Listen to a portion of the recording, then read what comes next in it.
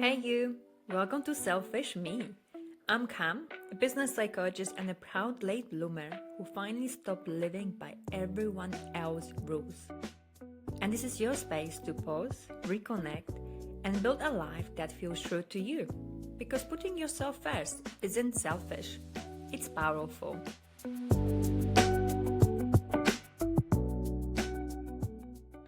Hey you, I want to share something with you and I'm curious what you think about it. Some time ago, I went to visit my friend in Barcelona. She's not a morning person, and because I absolutely love breakfast and Barcelona has so many beautiful little cafes, I decided to go for breakfast by myself. So I walked into this restaurant and asked for table for one. Straight away, I got this sad look from the waiter. And guess what? They sat me down and left two menus on the table. And they said just in case. And I was thinking, oh, just in case what exactly? It was such a random and awkward thing. Made me feel like being alone was somehow something to pity. I told my friend the story later on, expecting her to be shocked like I was. But she looked at me and said, yeah, that happens to me too. And honestly, that stayed with me. Fast forward to the other day, I went to a local restaurant for breakfast. When I arrived, they told me there were no tables available and I didn't have a reservation. They asked me to wait 10 minutes, which I thought was completely fine. But then something strange happened. A couple walked in after me, no reservation, and got seated straight away. Then another couple walked in and they got seated too. And there I was, standing alone, starting to question myself. Am I imagining this? Am I being treated differently because I am here on my own? Eventually, a table became available. It was right by the door, with one chair squeezed beside it. I politely said I would rather sit somewhere else and I pointed to another table. I sat down, looked around, and noticed another woman enjoying brunch by herself. And that made me think even more deeply about what was really happening. I have been single for most of my 30s by choice. Being single gave me space to reconnect with myself. But what I realized is that when a woman chooses to be single, especially in her 30s, people often see her differently. And sometimes they treat her differently too. The truth is, no matter what choice women make, people seem to have opinions about it and they feel very comfortable sharing those opinions directly with us. We are told we are too career-focused, too picky, too independent. But honestly, I say this to my mom all the time, and I would say this to anyone. I would rather be single for the rest of my life than staying in an unhappy or unfulfilling relationship, because times have changed. Women no longer need relationship for survival, financial security, or social status. Yet, for a long time, society framed a woman's worth around partnership, marriage, and motherhood. Single women have often been portrayed as lonely, selfish, difficult, career-obsessed, too independent, or somehow incomplete. There is also this persistent idea that if a woman is alone, she must either be waiting to be chosen, recovering from a heartbreak, or sacrificing love ambition. Meanwhile, single men are often described as independent, successful, or free. And that's the narrative I really want to challenge. Because I think the conversation is shifting from social expectation to choice. Should be shifting, I should say. From what should a woman want to what does actually she wants for herself. More and more women are asking, do I genuinely want this life? Or I was simply taught I was supposed to want it. And that question matters because so many women were raised to prioritize being wanted over understanding what they themselves want. And I am one of them. And that's why conversations around singlehood are no longer just about relationship status. They are really conversations about identity, freedom, self-worth, and whether women are allowed to define fulfillment for themselves. And before we dive deeper into this episode, I want to invite you into a short visualization exercise. And I call it an exercise because in many ways it's a workout for creative and reflective part of your brain. The part we are so often forget to use because we are busy managing routines, responsibilities, and the constant noise of everyday life. So, for the next few minutes, I simply want you to slow down and reconnect with yourself. Whether you are single, dating, in a relationship, healing from the heartbreak, or somewhere in between, I think is important to reflect on where we are and how we feel about it. Place your hands on the side of your ribcage and take the biggest, deepest breath in.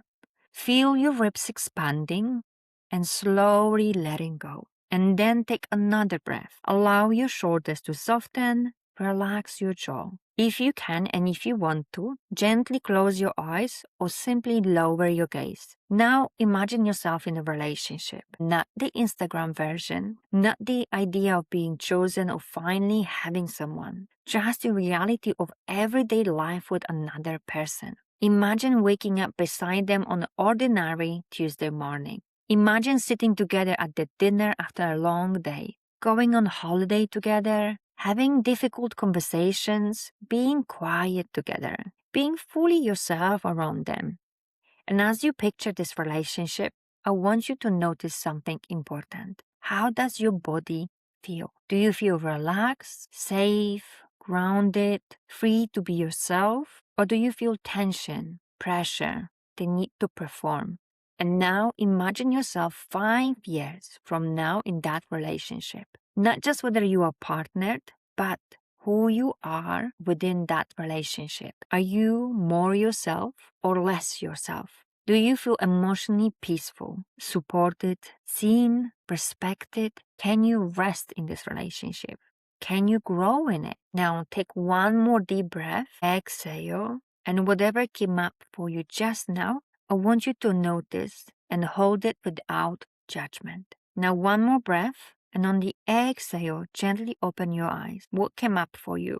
What information do you see in front of you? Is there anything that no longer works for you? What you might be tolerating, or maybe what you're finally ready to receive. And now bring that awareness back to your current reality. Whether you're in a relationship, healing from one, casually dating, in a situationship, or completely single. Because relationships are not just about whether we have someone. They're about how we feel with someone, who we become around them, and whether we are abandoning ourselves in the process. This reflection isn't about deciding whether you should be single or partnered. It's about noticing what it feels aligned, what it feels forced, what feels peaceful, and what feels like it's not yours. Because the answer to those questions quietly shape how all of our relationships develop. And maybe fulfillment doesn't come from fitting into our relationship status, but from building a life and relationships that feel emotionally true to you. Personally, I find visualization like this quite difficult sometimes. Because even though we are imagining the future, the past can still quietly creep in. Old relationship, old emotions, old versions of ourselves. And if that happened to you during this exercise, I just want to let you know you are not alone in that. As long as I can remember, I was always someone's girlfriend. I've been dating or been in a relationship since I was about 14 years old. So much of my identity became connected to being with someone, being chosen by someone, building my life around someone else. And maybe you can relate this, but I used to lose myself in relationships. I was so accommodating, so supportive, so invested in making the other person happy and emotionally comfortable that it often came at my own expense. I became very good at understanding other people's needs while slowly disconnecting from my own.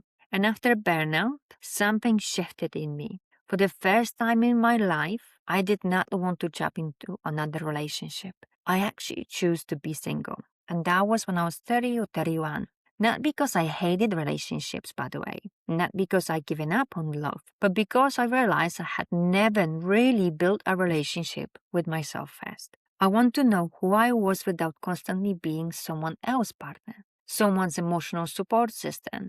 Someone plus one. I wanted to discover, what do I actually enjoy? What do I value? What kind of life feels good to me? What does emotional peace feel like when I am not constantly managing another person's expectation? And interestingly, more and more women seem to be asking themselves those same questions. At 20, 2024 study on voluntary singlehood found that over 60% of single people said they stayed single because they simply had different priorities. And many of those included emotional peace, independence, personal growth, career fulfillment, and freedom from unequal relationship dynamics. And honestly, I understand that deeply, so deeply, because being single gave me something I didn't realize I needed: space. Space to hear my own thoughts, space to reconnect with myself, space to stop asking, am I enough for someone else? And finally start asking, what feels right for me?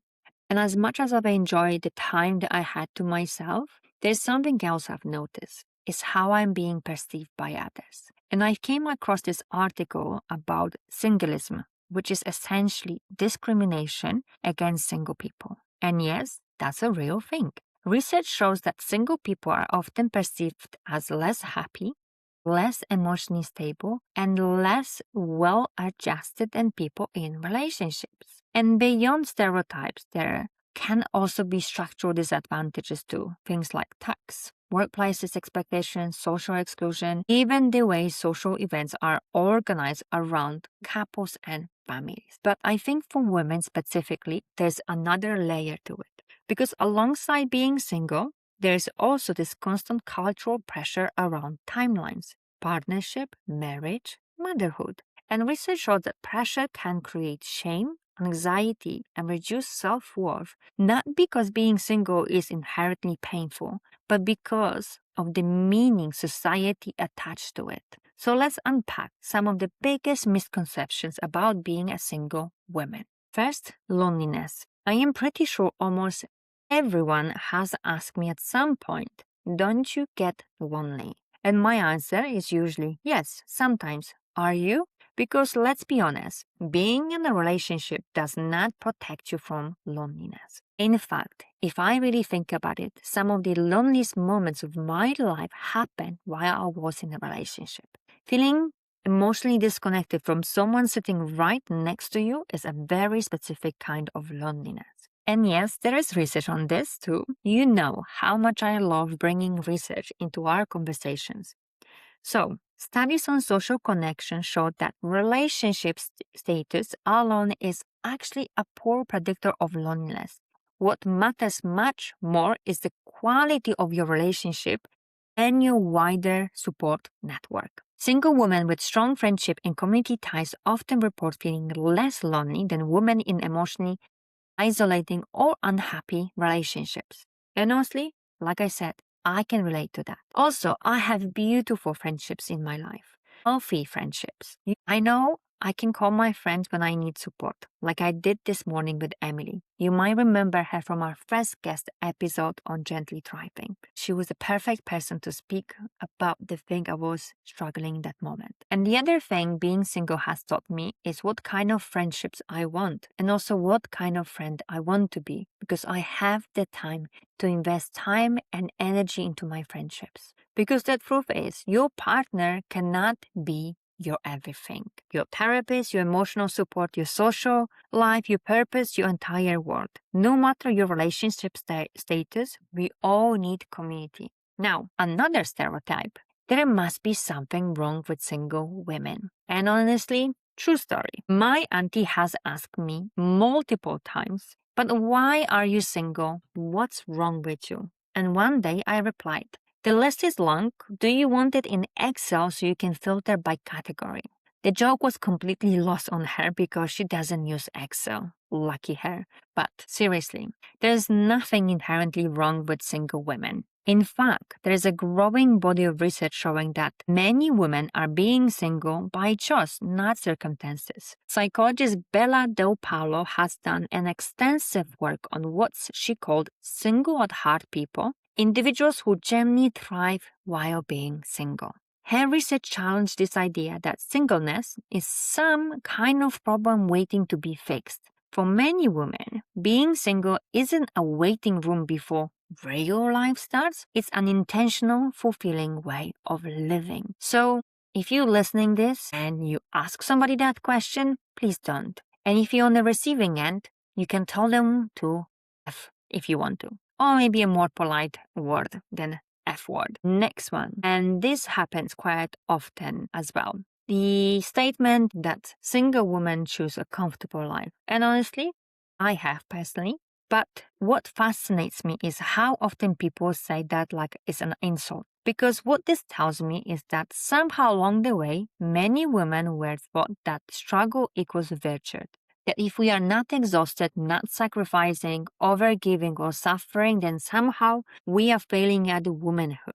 But what exactly is wrong with wanting a peaceful life, a comfortable life, a healthy life? Isn't that what we all trying to build in a different ways? Aren't you and your partner trying to create a comfortable life for you and your children? No one would see that as negative thing because they are doing for others. But if a single woman does that for herself, she is selfish, which leads me to the next stereotype that single women are selfish, especially women without children. Women are still heavily conditioned and expected to be caregivers, nurturers, and self-sacrificing. So when a woman chooses herself, people can react very strangely to that. This is exactly the reason why my podcast is called Selfish Me, because putting yourself first is not selfish, it's powerful. And we all need to be reminded of that, ladies. Now, another one I hear constantly is she prioritizes career over love, especially from my family. And honestly, I understand where it comes from. I grew up Catholic. Marriage and family were always presented as the natural path. So when I say I want to focus on my career, people sometimes hear she doesn't want love. But that's not what I'm saying at all. What I'm saying is I don't want bad relationship. I don't want to shrink my life just to have a partner. And yes, right now, a lot of my energy goes into building something meaningful professionally because I want to create a life for myself, not wait for someone else to rescue me or define my future. So building your career is absolutely fine. It doesn't mean we don't want to be loved, supported. And finally, the one that really gets me. She's too picky. And honestly, I think this one hits a nerve because I look back at some of my past relationships now and I think, girl, why were you dating him? Like truly. And I think a lot of women relate to that. Are you scanning all your ex-boyfriends and you questioning some of your choices? Well, happens to all of us. We are often taught to prioritize being chosen over actually choosing well, to tolerate things, to over-understand, to over-accommodate, to ignore our intuition, to confuse potential with compatibility. So now, when women have standards, boundaries, emotional awareness, and clarity around what they want, it gets labeled as too picky. But maybe it's not pickiness. Maybe it's self-respect. Now, ladies, I want to share some happy data with you because we finished the stereotype section based on research and my personal experience. And now I want to share something different. Because after all these stereotypes and assumptions around single women, research is actually pointing a different picture. Finally, a recent study published in Social Psychology and Personality Science found that single women reported higher satisfaction with their relationship status, overall life satisfaction, and even their sex lives compared to single men. They are also reported less desire for a romantic partner. And honestly, I love that data because it completely challenges this outdated narrative that single women are secretly miserable waiting to be rescued by men. And guess what? Men are struggling to be single, not us. Now, why are we here? Can we also talk about another strange assumption people make? That single women are either not having sex at all or only having terrible one-night stands. First of all, the way society talks about women's sexuality outside relationship is so incredibly weird.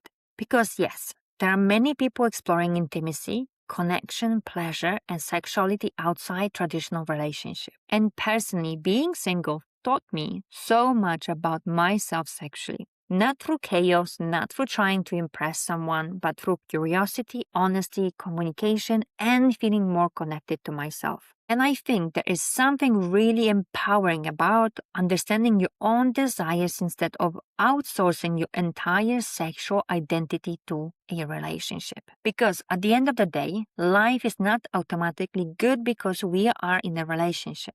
And it's not automatically bad because we are single. Life becomes more fulfilling when we consciously choose what actually aligns with us instead of settling because of pressure, fear, timelines, or social expectations. And honestly, I think more women are starting to question that pressure. Lots of women in the public eye have spoken openly how important it is to choose a supportive partner carefully, because the person you build your life with deeply affects your well-being, opportunities, and overall happiness. And relationship experts say something very similar. Your close relationships, especially romantic partnerships, can be one of the biggest predictors of your quality of life. But this is the important part people often miss. It's not relationship status alone that matters, it's relationship quality. People often talk about relationship as though simply being in one is the goal. But the research constantly shows that the quality of your partner and the quality of the relationship itself has a huge impact on well-being, emotionally, mentally, physically, and even financially.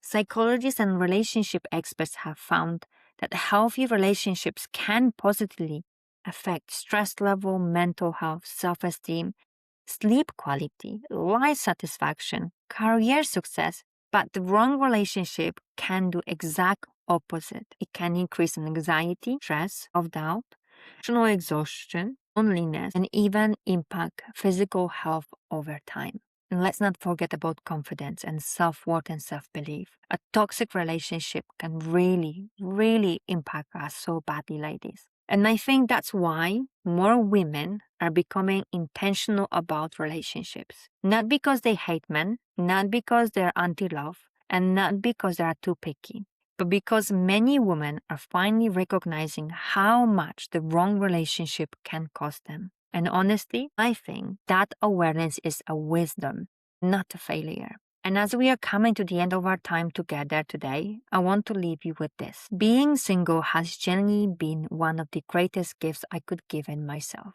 Not because I don't want love, not because I don't want partnership, but because for the first time in my life, I truly get to meet myself outside of relationship. I get to learn who I am when I am not performing, accommodating, overgiving, or shaping my life around someone else's needs. And honestly, this chapter of my life has brought me so much peace, clarity, confidence, friendships, growth, joy, and self-respect. Now, does this mean I never want a relationship again? Of course not. I would love to share my life with someone one day, but I am no longer in a rush. I don't feel like I've missed my train. Even though I'm in my late 30s, I actually feel excited about getting older, excited about my 40s, excited about the woman I am becoming. And deep down, I think I was always meant to meet my person later in life. And you know what? That's completely okay with me, because I would rather wait for a relationship that feels healthy, safe, and mutual than force myself into something just to satisfy a timeline society created for me. And before we finish, I would love for you to go back to the visualization we did earlier on in this episode. Think about what came up for you. The feelings in your chest, in your body, images in your head. And remember, you decide what you can do with that information, because it's your life. You have the power to define fulfillment, love, partnership, and happiness on your own terms. And maybe that's the real freedom. Thank you so much for spending time with me. I hope you enjoyed the episode, and see you next week. Bye.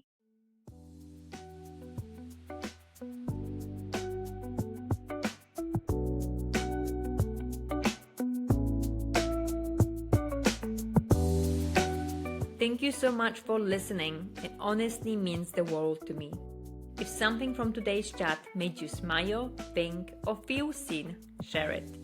That's how our Selfish Me community grows. This podcast is about real voices and reminding each other that we are not alone.